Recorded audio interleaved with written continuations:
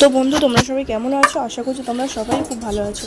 তো আজকে কিন্তু আমি বানাচ্ছি কিন্তু ব্রেড চপ। তো ব্রেড চপ বানানোর জন্য কিন্তু আমি এখানে দেখো স্লাইস করা পাউরুটি নিয়ে নিই। আমি এখানে যে লম্বা যে পাউরুটি হয় সেই পাউরুটিগুলোকে আমি স্লাইসভাবে কেটে নিয়েছি। তো তোমরা তোমাদের ইচ্ছা মতো পছন্দ অনুযায়ী তোমরা শেপ দিতে পারো।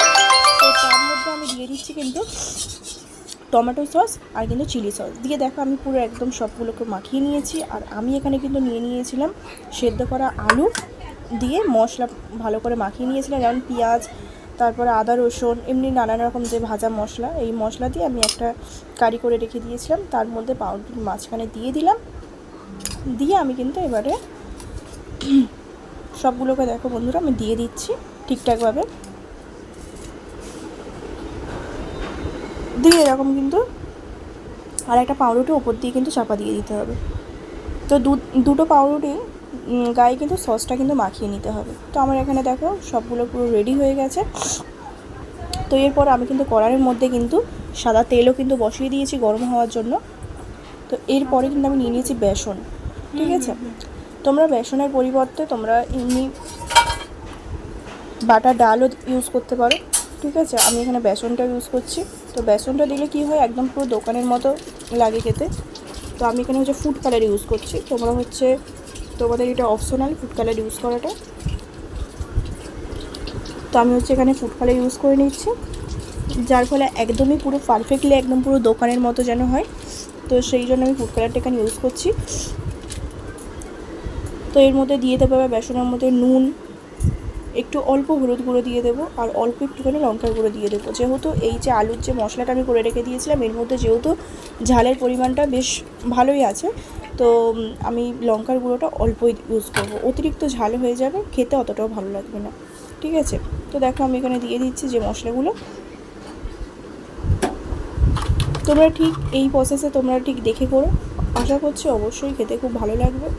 আর কেমন লাগলো তোমাদের কিন্তু কমেন্টগুলো অবশ্যই জানিও আমাকে। আর অল্প দিয়ে দিলাম কিন্তু কালো জিরে। তো বন্ধুরা এটাকে ভালোভাবে এবারে মিক্স করে নিতে হবে।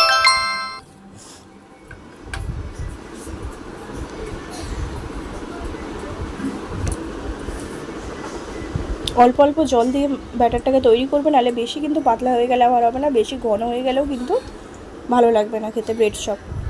তো অল্প অল্প করে জল দেবে আর মিক্সড করতে থাকবে। এখানে কিন্তু কোনো গরম জল ইউজ করবে না, এখানে যে নর্মাল যে রুম টেম্পারেচার যে জল আমরা খাই সেই জলই ইউজ করলে এখানে চলবে। তো ব্যাটারটাকে বেশ ভালোভাবে কিন্তু মিশিয়ে নিতে হবে। তো তারপরে যেহেতু ফুড কালারের পরিমাণটা কম ছিল, তো আমি আরেকটু ফুড কালার উপর থেকে দিয়ে দিলাম। দেখো এবারে কত সুন্দর লাগছে। ফুড কালারটা কিন্তু তোমাদের অপশনাল, তোমরা ইউজ করতে পারো, নাও ইউজ করতে পারো। তোমাদের তেল কিন্তু এখানে পুরো গরমই হয়ে গিয়েছে, ঠিক আছে। তো আবার অতিরিক্ত গরম তেলে আবার কিন্তু চপগুলো ছাড়বে না, যার ফলে পুড়ে যেতে পারে। তো 100-র মধ্যে 90% তেল যখন গরম হবে তখনই কিন্তু আমরা কিন্তু চপ মানে ব্রেডটাকে দিয়ে দেবো। দেখো আমরা দুদিকে ভালোভাবে ব্রেডটাকে বেসনটাকে ভালোভাবে লাগিয়ে নিলাম, দিয়ে এবার এখন গরম তেলে ছেড়ে দিচ্ছি। তো কতটা সুন্দর লাগছে একবার শুধু দেখুন।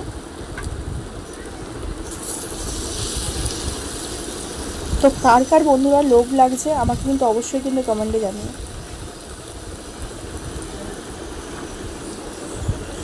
তো এইভাবে আমি কিন্তু এখানে খুব লো হিটে ফ্লেমে দেবো না, আবার হচ্ছে খুব হাই ফ্লেমে দিলে কিন্তু জিনিসটা পুড়ে যাবে। মিডিয়াম ফ্লেমে কিন্তু দিয়ে আপনারা করবেন, সবগুলোকে ভেজে নেবেন ভালোভাবে।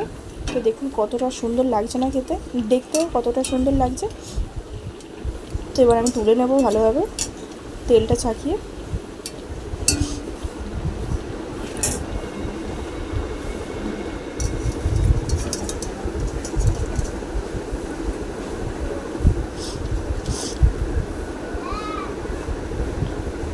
তা আমি কিন্তু একটা যেটার মধ্যে রাখছি সেটার উপরে কিন্তু একটা পেপার দিয়েছি। পেপারটা দিলে কি হয়, তেল যেটা সেটা কিন্তু পেপারটা অনেকটাই শুষে নেয়, নাহলে প্রচুর তেল থাকে। তো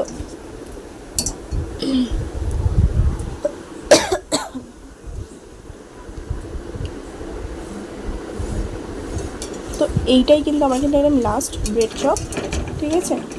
তো বন্ধুরা দেখো ব্রেড চপগুলো দেখো কতটা সুন্দর লাগছে না দেখতে। এইভাবে তেল ছাকিয়ে কিন্তু তুলে নেবেন। আর আপনারা কিন্তু অবশ্যই যেটার মধ্যে রাখবেন সেই পাত্রের উপরে কিন্তু যে কোনো একটা কাগজ রেখে দেবেন। তো আমার দেখো এখানে ফাইনালি পুরো ব্রেড চপ একদম পুরো রেডি। আর তার মাঝেই কিন্তু আমার ভাইয়ের যেহেতু বার্থডে ছিল,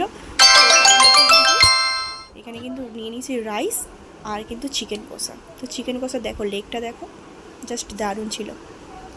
লেগ পিসটা দেখো, তো আমি লেগ পিস অল্প নিয়ে নিলাম আর রাইস নিয়ে নিলাম। তো অল্প রাইস নিয়ে নিলাম আর চিকেন কষাটা নিয়ে নিলাম। জাস্ট দারুণ ছিল খেতে কিন্তু বন্ধুরা, জাস্ট দারুণ ছিল। ঠিক আছে, এই যে দেখো, ও দারুণ ছিল। তো আমার তো বেশ দারুণই লেগেছে খেতে। আর তার সাথে কিন্তু ছিল পায়েস আর ছিল মিষ্টি। ঠিক আছে, দুটোও খেয়ে নিলাম, পায়েসও খেলাম, মিষ্টিও খেলাম, খুবই ভালো লাগলো খেতে।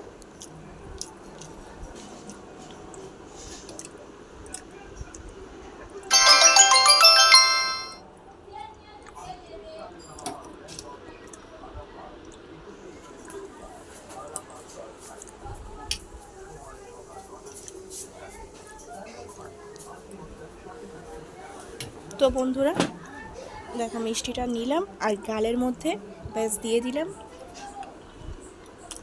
এর স্বাদ মুখে বলে প্রকাশ করা যাবে না যদি না আপনারা যতক্ষণ না খাবেন।